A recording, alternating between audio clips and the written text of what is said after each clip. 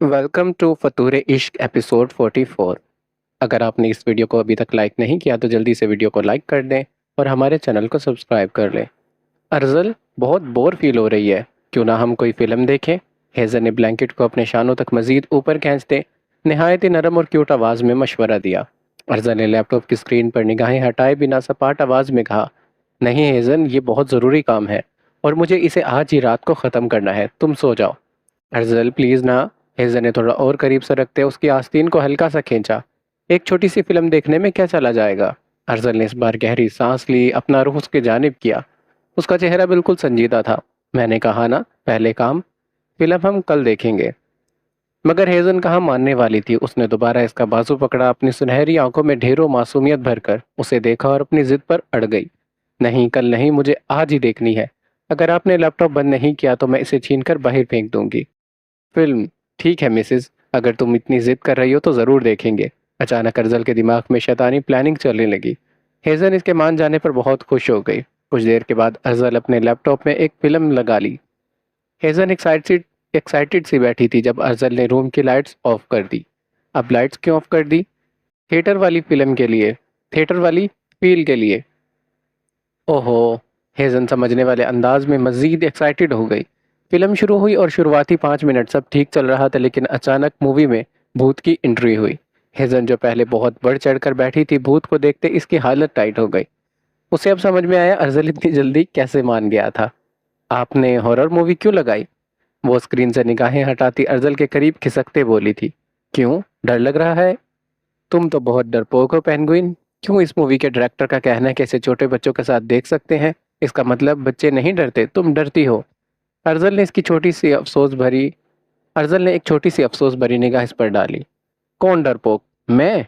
बिल्कुल भी नहीं। मैं इसलिए बोली कि आप न डर जाएं। उसकी बात पर अर्जुन ने इसको घूरा था। सीन्स मिस हो जाएंगे, मूवी को देखो।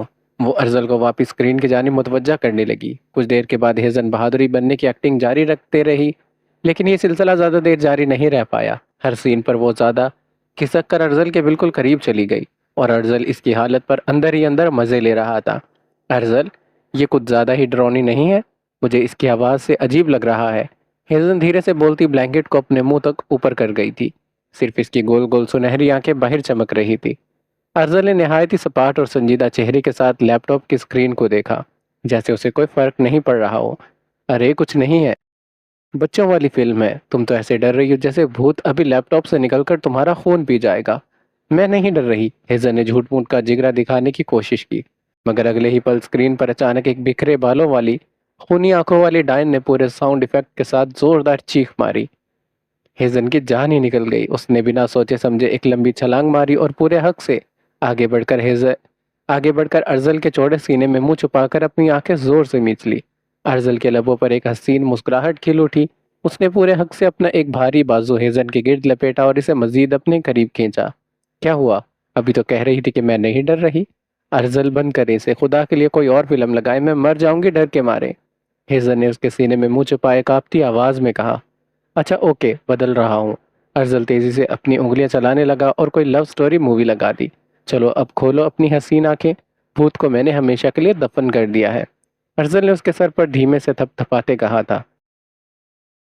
हेजर ने चोर निगाहों से लैपटॉप को देखा, जहां अब कोई अच्छी फिल्म चल रही थी। वो सुख का सांस लेती सीधी होकर बैठी, लेकिन अर्जुल ने इसे अपने हसार से दूर नहीं किया।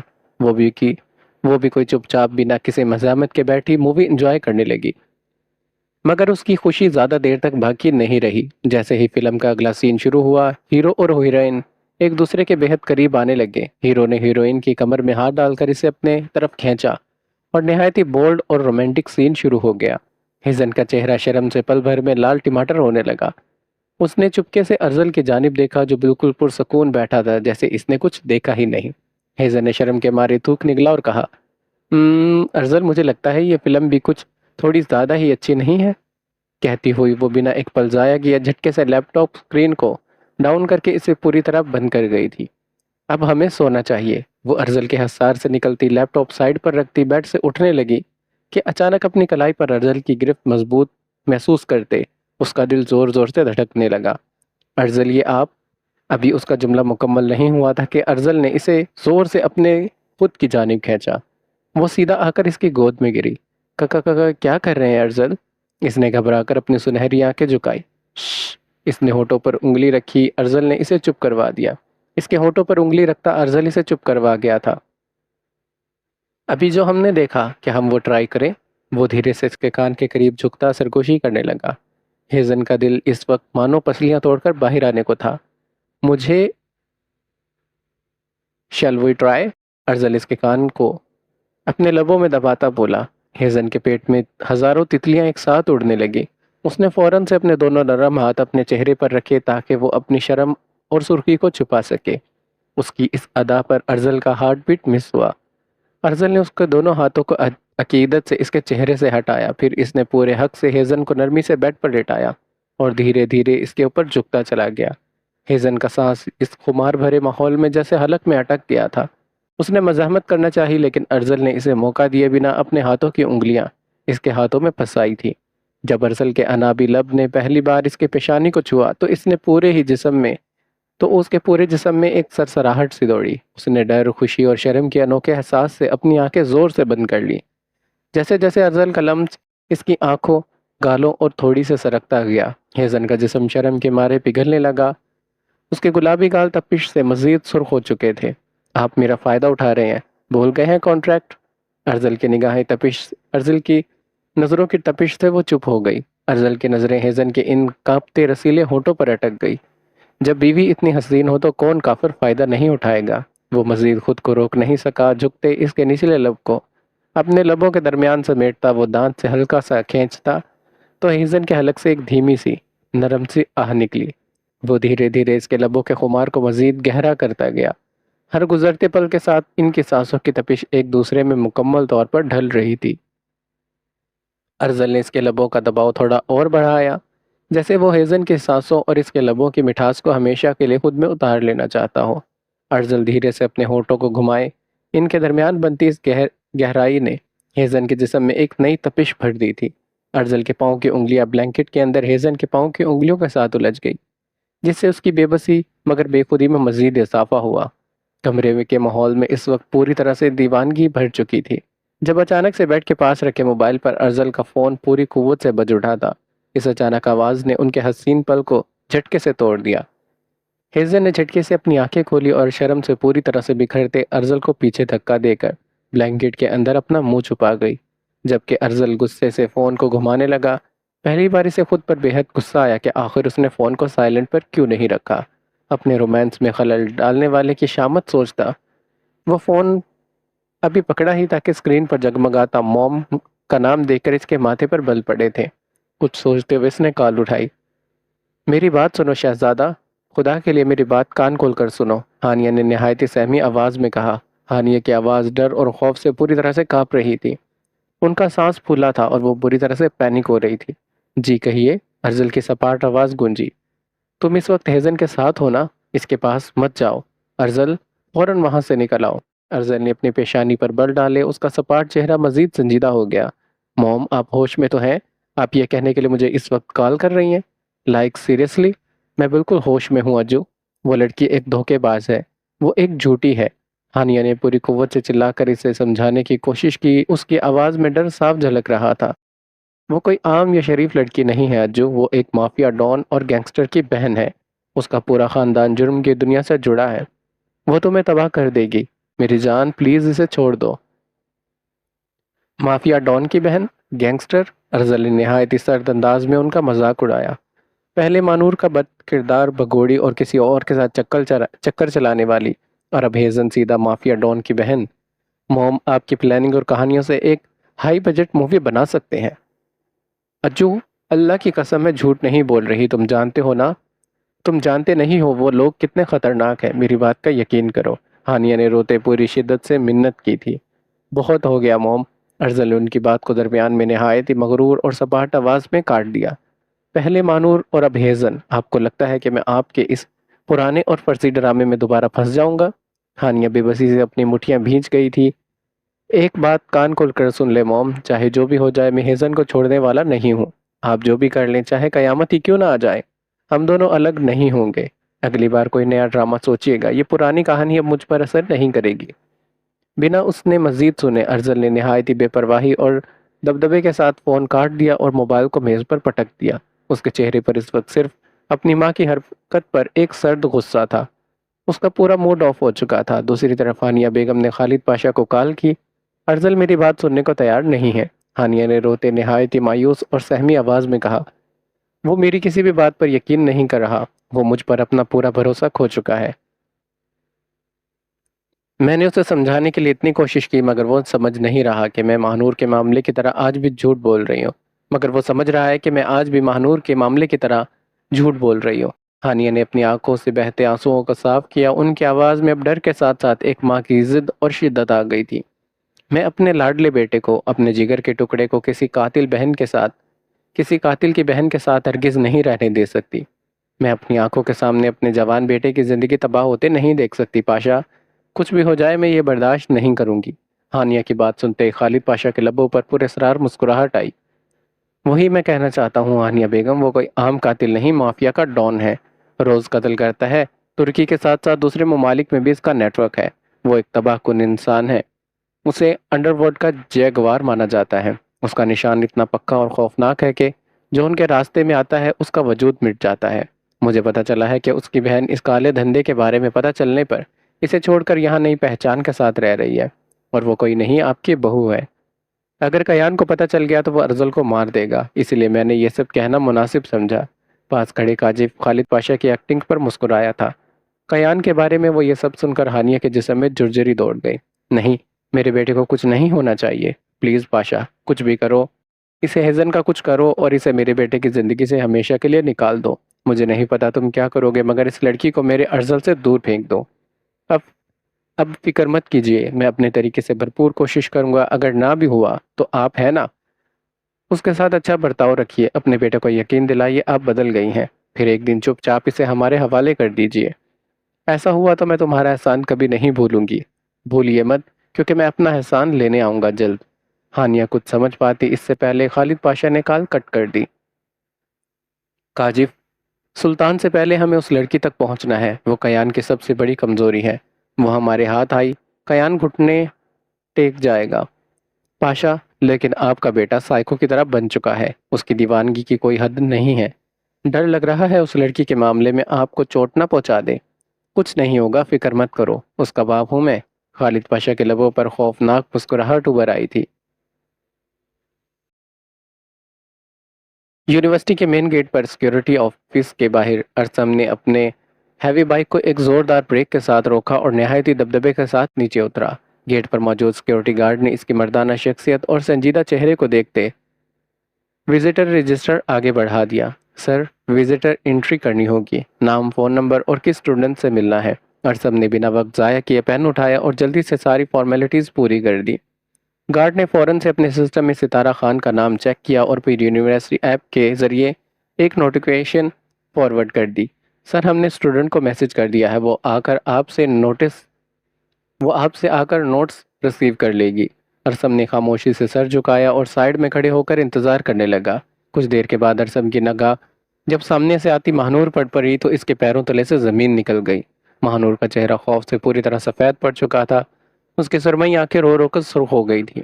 اس کے کپ کپاتے ہونٹوں اور بھیگی پلکوں کو دیکھتے ارسم کا دل ایک عجیب سی بے چینی سے بھر گیا تھا۔ نور! وہ فوراً لمبے قدموں سے اس کی جانب بڑھا۔ اس کا خوبصورت چہرہ پل بھر میں پریشانی میں بدل گیا تھا۔ کیا ہوا، ستارہ کہاں ہے؟ ماہنور کچھ بول نہیں سکی۔ ارسم کو اپنے سامنے دیکھ کر اس کے اندر کا صبر ٹوٹ گیا تھا۔ بھائی وہ مزید کچھ کہے بنا فوراً ارسم کے چوڑے سینے سے لگ کر پھوٹ پھوٹ کر رونے لگی۔ ماہنور کی ہچکیوں نے ارسم کے اندر بے چینی مزید بھر دی تھی۔ نور، میری جان بتاؤ کیا ہوا ہے؟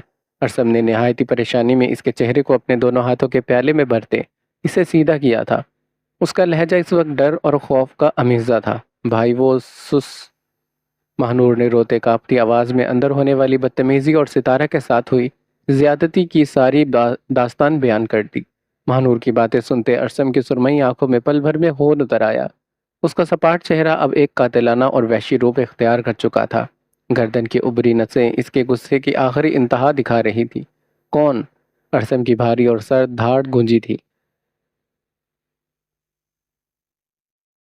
رزائل سکندر۔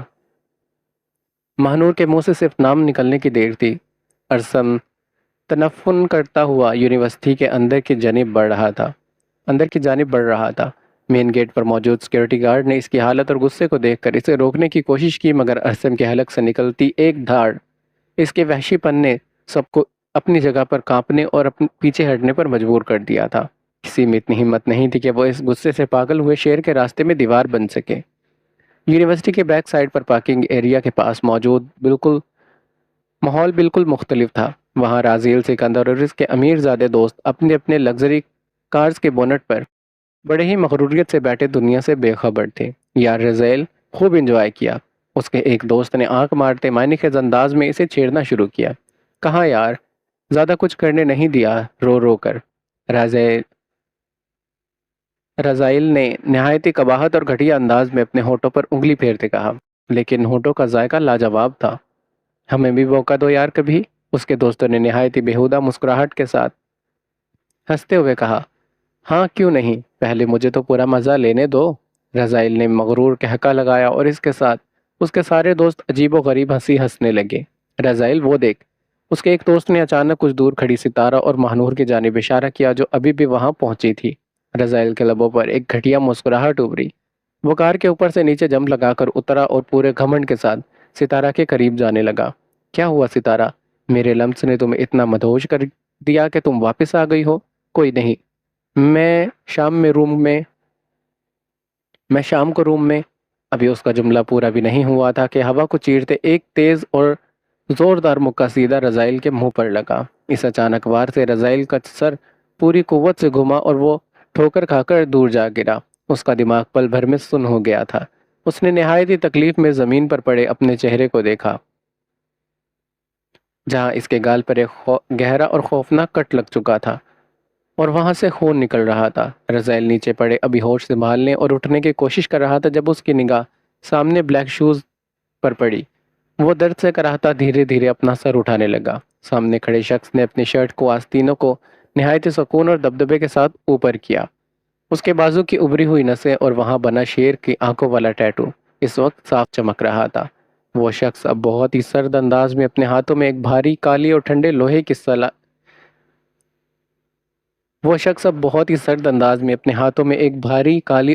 لوہے کی سائیکل چین کو لپیٹ رہا تھا۔ رازائل نے جب تھوڑا اور اوپر دیکھا تو اسے خون چھلکاتی خونخوار سرمئی آنکھیں نظر آئی جن میں اس وقت سرد موت لکھی تھی۔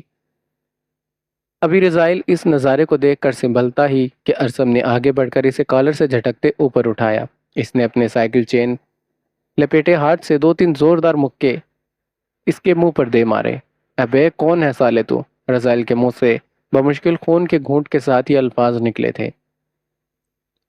وہ اپنی غنڈہ گردی کے زائم میں بالکل ہی مکہ مارنے کے لیے ہاتھ اٹھانا چاہتا تھا، لیکن ارسم نے اسے ایک پل کا موقع بھی نہیں دیا۔ ارسم نے ایک ہی جھٹکے میں اس کے ہاتھ پیچھے کی جانب موڑا اور ہاتھ پر لپٹی اس بھاری چین کو پوری قوت سے رازائل کی پشت پر لگاتار مارنا شروع کر دیا۔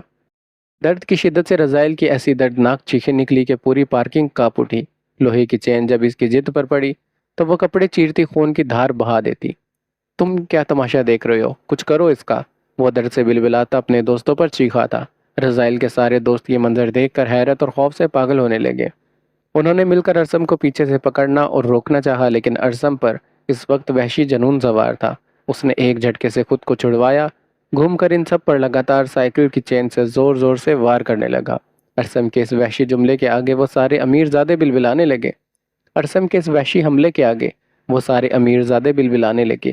کسی کے سر سے خون نکل رہا تھا، کوئی اپنی ٹانگ پکڑ کر زمین پر بکھرا پڑا تھا۔ ارسم نے دوبارہ آگے بڑھ کر رازائل کو زمین سے اٹھایا اور پوری قوت سے پٹکتے اسی کی لگژری کار کے بونٹ پر دے مارا۔ رازائل اور اس کے سب دوست اپنی اپنی جان بچانے کے لیے بری طرح سے لنگڑاتے اور بھاگتے ہوئے یونیورسٹی کے مین کیمپس کی جانب دوڑے تھے۔ ارسم نے چین ہاتھ میں پکڑتے ایک خونخوار شیر کی طرح ان کا پیچھے بھاگنا شروع کر دیا۔ یونیورسٹی کے کوریڈور اور مین لان میں سب پر ہلہ گلا مچ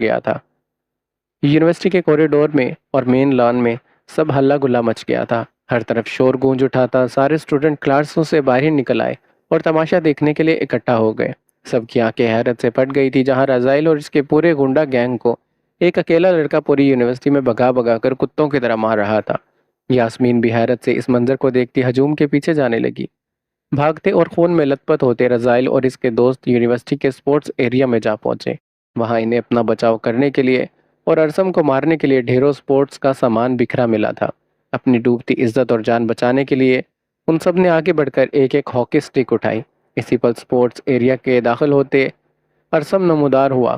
اس کا سانس تیزی سے چل رہا تھا، شرٹ پر رزائل کا خون لگا تھا اور اس کے سرمئی آنکھوں میں مغروریت اور تباہی کا وہی پرانا دبدبہ قائم تھا۔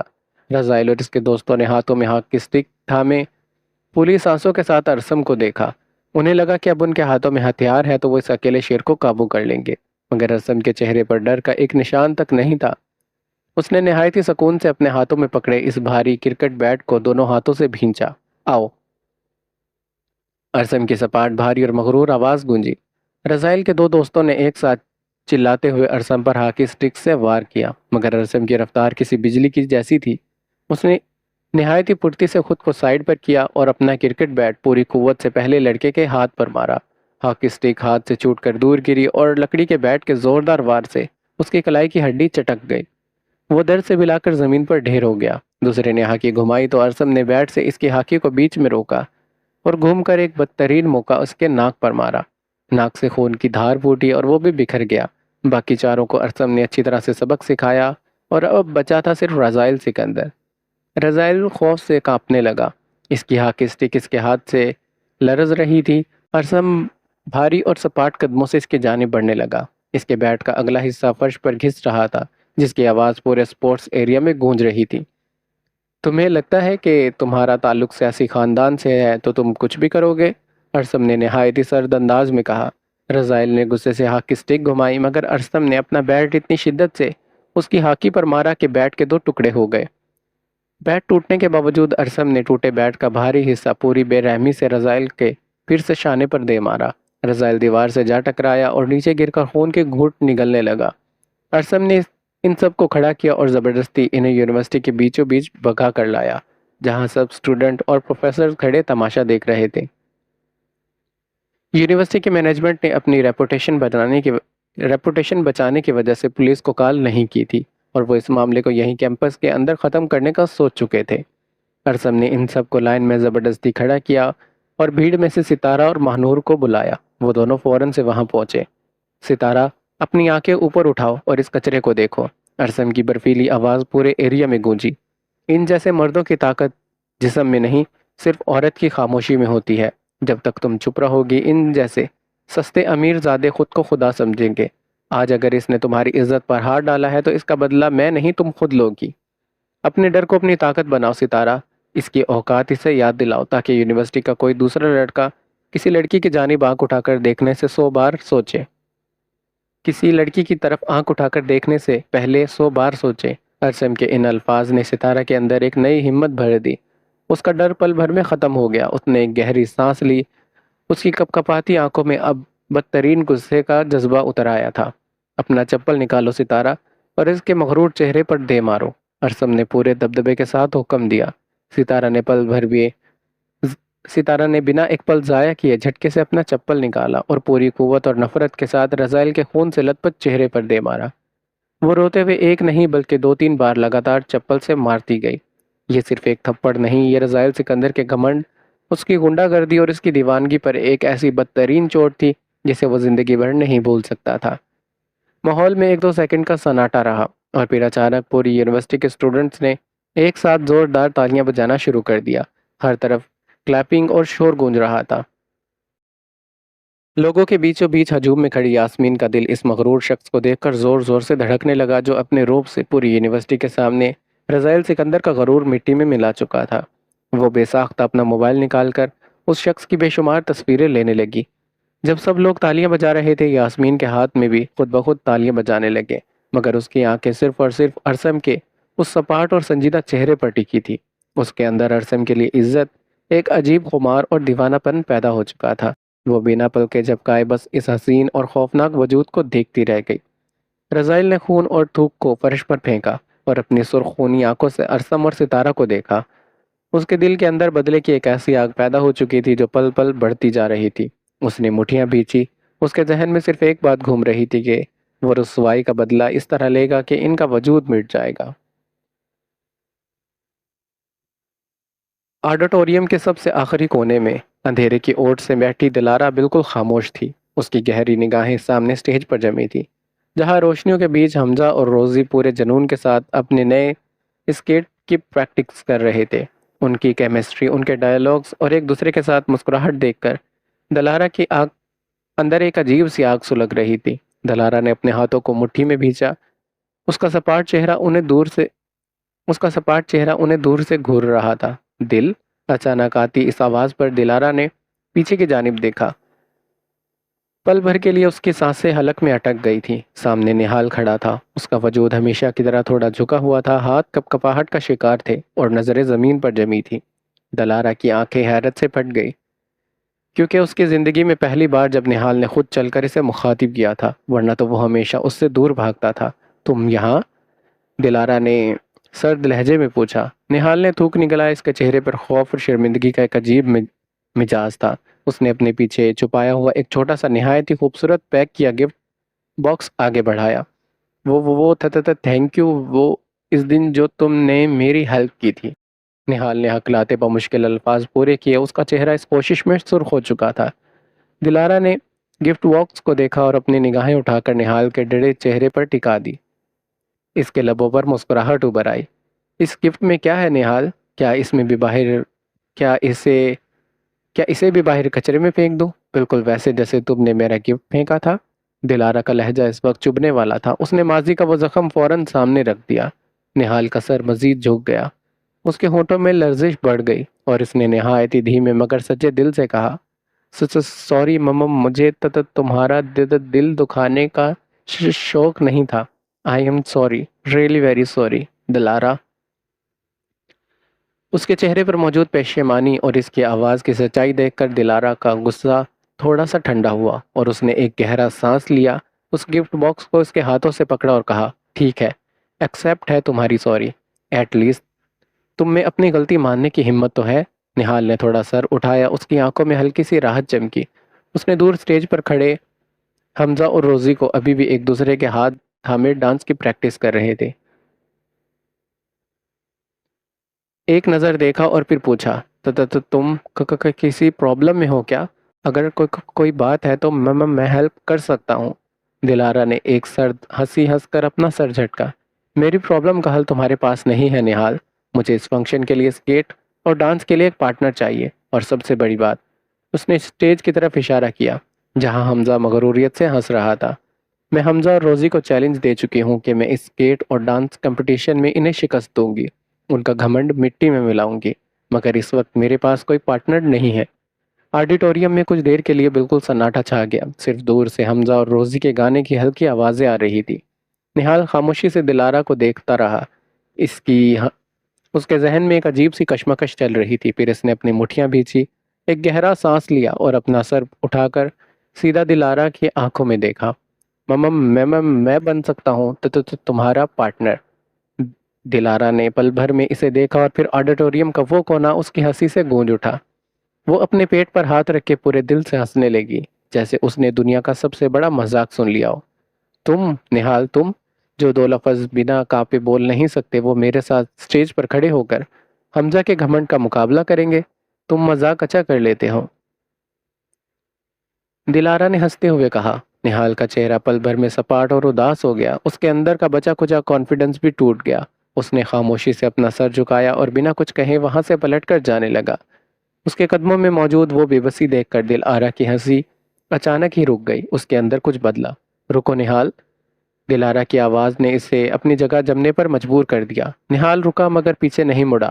دلارا نے دھیرے سے اٹھتے ہوئے چلتے اس کے پاس آ کر سامنے کھڑی ہو گئی۔ اس نے اپنی بے باک نگاہوں سے نہال کو سر سے پاؤں تک نہایت ہی غور سے دیکھا۔ وہی بکھرے ہوئے عجیب سے بال، پرانے ڈھنگ کا ڈھیلا ڈھالا چشمہ اور عجیب و غریب ڈھنگ کے کپڑے جو اس کی میسکولر باڈی پر اور اچھی ہائٹ کو پوری طرح سے چھپائے ہوئے تھے۔ دلارا کے دماغ میں ایک شاطر پلان آیا۔ اس کی آنکھوں میں ایک نئی چمک اتر آئی۔ ٹھیک ہے، میں تمہیں اپنا ڈانس اور اسکیٹ پارٹنر بنانے کو تیار ہوں۔ دلارا نے اپنے ہاتھوں سے اس کے کندھے کو تھپتھپاتے کہا، مگر اس لک کے ساتھ نہیں، ہمیں تمہارا میک اوور کرنا ہوگا۔ ہمیں تمہارا میک اوور کرنا ہوگا، پورا حلیہ بدلنا ہوگا۔ نہال نے حیرت سے اپنی ہیزن گرین آنکھوں کو کھولا۔ وہ واٹ؟ Mama make over? مگر دلارا نے اس کی ایک نہیں سنی۔ اس نے جھٹکے سے نہال کا ہاتھ پکڑا اور آڈیٹوریم سے باہر کھینچ دی، اپنی گاڑی کی جانب لے گئی۔ اگلے کچھ گھنٹے کسی طوفان کی طرح گزرے۔ دلارا نہال کو لے کر شہر کے سب سے بڑے اور لگژری شاپنگ مال میں لے کر پہنچی۔ وہاں اس نے نہال کے سائز کے مطابق حسین فٹنگ والے ماڈرن کپڑے، جیکٹس اور بلیک بوٹس سلیکٹ کیے۔ نہال بس ایک پتیلے کی طرح ٹرائل روم کے اندر اور باہر جا رہا تھا، جب دلارا ایک ایکسپرٹ ڈیزائنر کی طرح اس کے ہر لک کو ریجیکٹ اور سلیکٹ کر رہی تھی۔ شاپنگ کے بعد وہ اسے ہائی اینڈ لگژری سیلون اور پارلر میں لے کر گئی۔ جب نہال کو دیکھا تو دلارا نے صاف الفاظ میں کہا، مجھے اس کا وہ لک چاہیے جو آج تک کسی نے نہیں دیکھا ہو۔ نہال کو چیئر پر بٹھا دیا گیا۔ گھنٹوں کام چلتا رہا۔ پہلے اس کے بالوں کی کٹنگ اور سٹائلنگ ہوئی، جہاں ان بکھرے بالوں کو ایک کلاسی اور شارپ لک دیا گیا۔ پھر اس کے چہرے سے وہ پرانا عجیب سا چشمہ ہٹا کر اسے ماڈرن لینز لگائے گئے۔ گھنٹوں کی اس محنت اور گرومنگ کے بعد جب سٹائلش نے چیئر کو دھیمے سے گھمایا تو وہاں کھڑی دلارا کی سانسیں پل بھر میں رک گئی تھی۔ یہاں پر یہ ایپیسوڈ ختم ہوتی ہے، اور اگر آپ کو یہ ایپیسوڈ اچھی لگی تو ویڈیو کو لائک ضرور کرنا۔ کمنٹ باکس میں ضرور بتانا کہ آپ کو اسٹوری کیسی لگ رہی ہے، میری آواز کیسی لگ رہی ہے، اور چینل کو سبسکرائب نہیں کیا تو وہ بھی کر دیں۔ ملتے ہیں نیکسٹ ایپیسوڈ میں۔ اپنا بہت سارا خیال رکھیے گا۔ اللہ حافظ۔